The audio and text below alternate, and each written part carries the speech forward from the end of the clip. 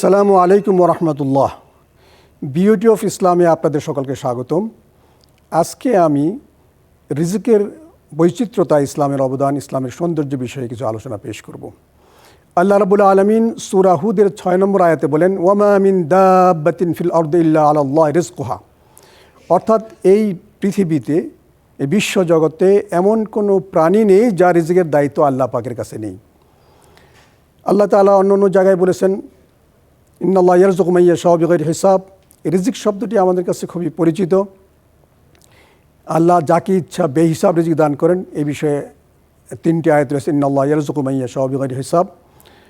তবে রিজিক শব্দটি বা এর ধাতু থেকে উৎপন্ন শব্দগুলো সারা কোরআনে 123টির মতো রয়েছে।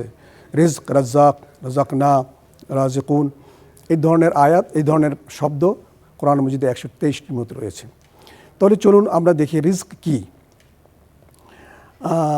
রিজক হলো মানুষের জীবনের প্রয়োজনে যা কিছু দরকার, এরই নাম রিজক। রিজিক বলতে টাকা পয়সা, খাদ্য, ধন দৌলত এগুলিকে বুঝে থাকি। হ্যাঁ, এটাও রিজিক, তবে রিজিকের এটা সর্বনিম্ন স্তর। রিজিকের সর্বোচ্চ স্তর হলো সুস্বাস্থ্য এবং অবসর।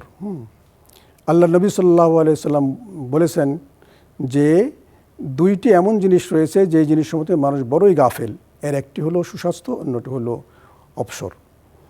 তো কাউকে যদি আল্লাহ তাআলা সুস্বাস্থ্য দান করেন তাহলে এটা সর্বোচ্চ স্তর।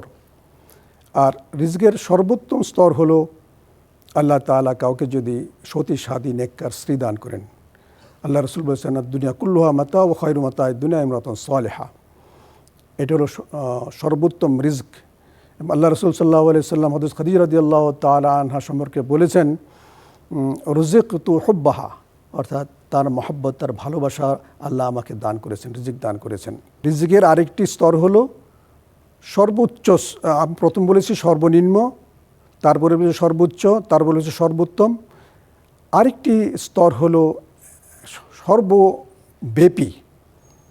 সর্বব্যাপী পরিপূর্ণ যে রিজিক, সেটা হলো আল্লাহ তাআলার সন্তুষ্টি। আল্লাহ তাআলার সন্তুষ্টি লাভ হলো রিজিকের একেবারে সবার উপরের অবস্থান, সেটা হলো আল্লাহ তাআলার সন্তুষ্টি। তো এই রিজিক সম্পর্কে আমরা যদি একটু আলোচনা করি তাহলে দেখব যে সচরাচর আমরা মানব জাতি এই রিজিকের পিছনে বড়ই বেশি পেরেশান হয়ে থাকি। অথচ আল্লাহ রাসূল সাল্লাল্লাহু আলাইহি সাল্লাম বলেছেন, মানুষ রিজিক থেকে যদি পালায়, যেমন করে মৃত্যু থেকে পালাতে চেষ্টা করে, তদুপরি সেই রিজিক তাকে পেয়ে বসবে তার মৃত্যুর আগেই। অর্থাৎ কোনো মানুষের ভাগ্যে যে রিজিক নির্ধারিত রয়েছে তা পাওয়ার পূর্ব পর্যন্ত কারো মৃত্যু ঘটবে না। সুতরাং এই রিজিকের পিছনে দৌড়ানো এটা হলো বোকামি। হ্যাঁ, হালাল কামাই যেটুকুন প্রয়োজন সেটুকু আমার করতে হবে, কিন্তু রিজিকের পিছনে দৌড়ানোই আমার সব কাজের মেইন কাজ, মূল ফোকাস হবে, এটা নয়। কারণ রিজিকের ফয়সালা আল্লাহ তাআলা নিজেই বলেছেন, যাকে ইচ্ছা সে রিজিক দান করেন। এখন এই রিজিকের মধ্যে কারো আছে হয়তো অঢেল সম্পদ রয়েছে, কারো একেবারে নেই, নিঃস্ব। এই বৈচিত্র্যের মধ্যে সৌন্দর্যটা কী সেটা যদি আমরা অনুধাবন করতে চেষ্টা করি, সেটা হলো যে একজন মানুষ হয়তো নিতান্তই দরিদ্র, খুব অল্প আয় রোজগারে সে চলছে, কিন্তু আল্লাহ তাআলা তাকে সুস্বাস্থ্য দান করেছেন। আমরা একটি গল্প ভালো করে জানি যে এক রাজার খুব অসুখ হয়েছিল, কোনোভাবে সারছে না। পরবর্তী সময় হাকিম সাহেব বললেন যে আপনার জন্য এমন একটি জামা দরকার যে জামাটাকে সুখী মানুষের জামা। সর্বশেষ খুঁজতে সেই সুখী মানুষটা পাওয়া গেল, কিন্তু তার কোনো জামা নেই। অন্যদিকে একজন অঢেল সম্পত্তির মালিক, কিন্তু হয়তো তার স্বাস্থ্যের অবস্থা এমন যে সে আরামে একটু ঘুমাতে পারে না, স্বস্তিতে খেতে পারে না। তো এই রিজিকের পিছনে আমাদের না দৌড়ে বরং আমরা যদি আল্লাহর সন্তুষ্টি লাভের জন্য যে হুকুমগুলো করেছেন সেগুলোর পিছনে দৌড়াই, তো নিশ্চয়ই আল্লাহ তার রিজিক দান করবেন। আমাদের সামনে অনেক উপমা আমরা দেখতে পাই যে মানুষ এবং জিন্নাত ছাড়া অন্য যে বিশাল প্রাণী জগৎ রয়েছে, সেই প্রাণী জগতের জন্য নির্দিষ্ট কোনো চাকরি নেই, কোনো ব্যাংক ব্যালেন্স নেই। সকালবেলা পাখিরা ঘর থেকে বেরিয়ে যাচ্ছেন খালি পেটে, বিকালবেলা আবার পেট ভর্তি করে ফিরে আসছেন। মাছের এক বিশাল জগৎ রয়েছে পানিতে, ওদের জন্য তো কোনো চাকরি বাকরি, ব্যবসা বাণিজ্য নেই, কিন্তু সেখানেও তাদের জন্য আল্লাহ তাআলা রিজকের ব্যবস্থা করে রেখেছেন। এমনকি স্থলভাগে যে যত প্রাণী আছে তার কোনো বর্ণনা মতে 10,000 গুণ বেশি প্রাণী জগৎ রয়েছে পানির মধ্যে, তাদেরকে আল্লাহ রিজিকের ব্যবস্থা করে রেখেছেন। রিজিকের আরও সৌন্দর্য হলো এই যে আল্লাহ তাআলা কাউকে যদি ইলম দান করেন, জ্ঞান দান করেন, এটাও আল্লাহ পাকের পক্ষ থেকে। ওমাই উতিল হিকমাতা ফাকাত উতিয়া খায়রান কাসীরা, আল্লাহ তাআলা কাউকে যদি হিকমত দান করেন, প্রজ্ঞা দান করেন, আল্লাহ তাআলার পক্ষ থেকে অনেক বড় পাওনা। তো ইলম, হিকমত এগুলো আল্লাহ তাআলার রিজিকের একটা বড় দিক। আল্লাহ যদি আমাদেরকে রিজিকের ব্যবস্থা না করবেন তাহলে আল্লাহ তো আমাদের সৃষ্টি করতেন না। এরকম বর্ণনা রয়েছে যে আল্লাহ তাআলা মানুষকে সৃষ্টির বহু আগে তার রিজিকের ব্যবস্থা করে রেখেছেন। তো আমরা যদি শুধুমাত্র আল্লাহর সেই নিদর্শনের দিকে এক নজর তাকাই তাহলে আমরা অনুধাবন করতে পারবো যে রিজিক কী জিনিস এবং কেন আল্লাহ তাআলা এই ব্যবস্থাগুলো রেখেছেন। আমি যে উপমাগুলো আপনাদের সামনে পেশ করলাম, যে মানুষ ছাড়া, জিন্নাত ছাড়া অন্য যে প্রাণী জগৎগুলো রয়েছে, সেই জগতের মধ্যে রিজিকের জন্য নিজেদের কোনো পেরেশানি নেই, আল্লাহ তাআলা তাদের সেই ব্যবস্থা করে দিয়েছেন। একবার রাসূলের যুগে একদল লোক মদিনায় আসলেন। মদিনায় আসার পরে এক জায়গায় উপনীত হলেন, তাদের কোনো খাবার নেই। খাবার না থাকার কারণে তাদের মধ্যে একজনকে নবী সাল্লাল্লাহু আলাইহি ওয়াসাল্লাম প্রেরণ করলেন।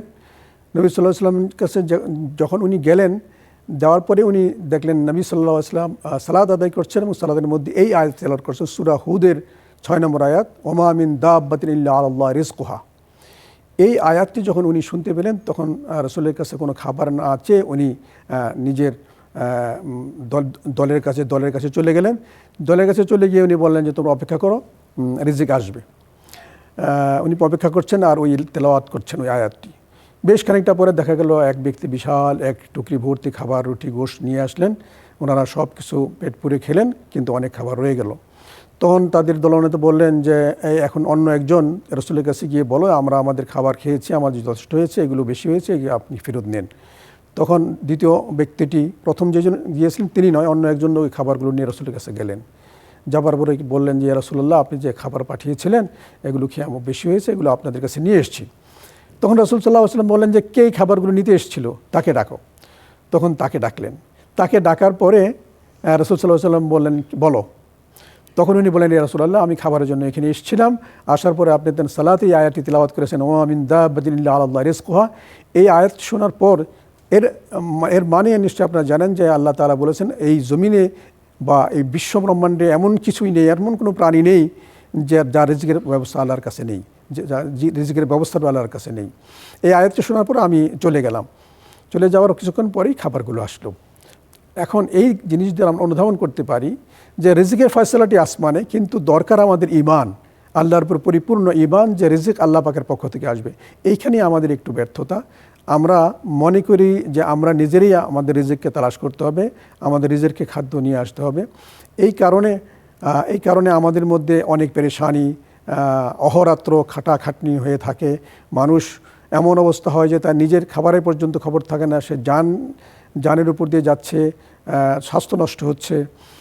এমনটা হচ্ছে যে একসময় মানুষ রিজিকের পিছনে সারা শ্রম ব্যয় করেন, অর্থ ব্যয় করেন, দৌড়ান, যখন তার সম্পদ হয়ে যায় তখন ওই ব্যক্তিটি সম্পদ খরচ করে স্বাস্থ্য থেকে দৌড়ান, যেমন সুস্বাস্থ্য লাভ করতে পারেন কিনা। বস্তুত আমি এই কথাটা দিয়ে বোঝাতে চাচ্ছি, আমরা যদি আল্লাহর উপরে তাওয়াক্কুল করে যদি আমরা রিজিকের পিছে না দৌড়ে আল্লাহর হুকুম আহকামগুলি পালনে সচেষ্ট হই, তাহলে আল্লাহ পাকের পক্ষ থেকে সকল রিজিকের ব্যবস্থা হবে। এখন এই রিজিক যেইটুকু নির্ধারিত আছে সেইটুকুন আমার কাছে আসবেই।